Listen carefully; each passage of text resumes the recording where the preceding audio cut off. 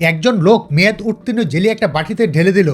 হঠাৎ সেই জেলি হাওয়ায় গায়েব হয়ে গেল। সেটা টেলিপোর্ট হয়ে প্রাচীনকালের এক রানীর বেদির উপর গিয়ে পৌঁছালো। রানী আর তার দরবারীরা এই অদ্ভুত জিনিস দেখে হতবাক হয়ে গেলেন। তারা একে একে তার স্বাদ চেখে দেখলেন। সবাই জেলির অসাধারণ স্বাদে মুগ্ধ হয়ে গেলেন। তাদের মনে হলো এটা দেবতার দেওয়া কোনো দৈব খাবার। সেই সময় দেশটা ভয়ঙ্কর শীত আর যুদ্ধের মধ্যে ছিল। সৈন্যরা ঠান্ডা সহ্য করতে পারছিল না। তখন রানী হাঁটু গেড়ে বসে দেবতাদের কাছে ঠান্ডা প্রতিরোধী কাপড়ের জন্য প্রার্থনা করলেন। এদিকে অন্য দুনিয়ার সেই লোকটা পুরনো কাপড় বাছাই করছিল।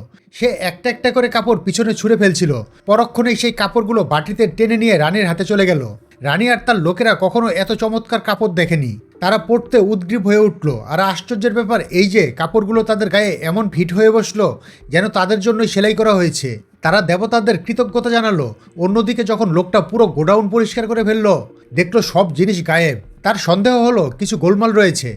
আর সন্দেহের মূল হলো সেই বাটিটা। টেস্ট করার জন্য সে তার নিজের মোবাইল ফোন বাটিতে রাখলো। ফলাফল মোবাইলও গায়েব। আর সেটা ছিল সেই নতুন কেনা ফোন, যেটা সে সবে অনেক দাম দিয়ে কিনেছিল।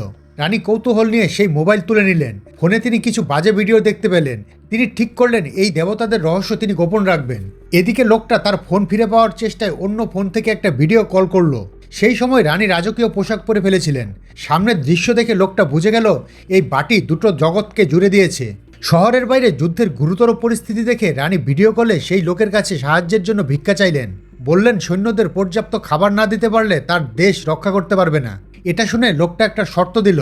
খাবারের বদলে রানীকে কিছু প্রাচীন জিনিস দিতে হবে। রানী বিনা দ্বিধায় আদেশ দিলেন, জাতীয় খাজানায় যত সোনা রূপো আর গহনা আছে সব তাকে দিয়ে দাও। লোকটির তখন খুশির সীমা রইল না। কিন্তু গহনাগুলো আসল কিনা তা যাচাই করার জন্য সে এক বন্ধুর মাধ্যমে একজন প্রাচীন জিনিসের যাচাইকারীকে ডেকে আনলো।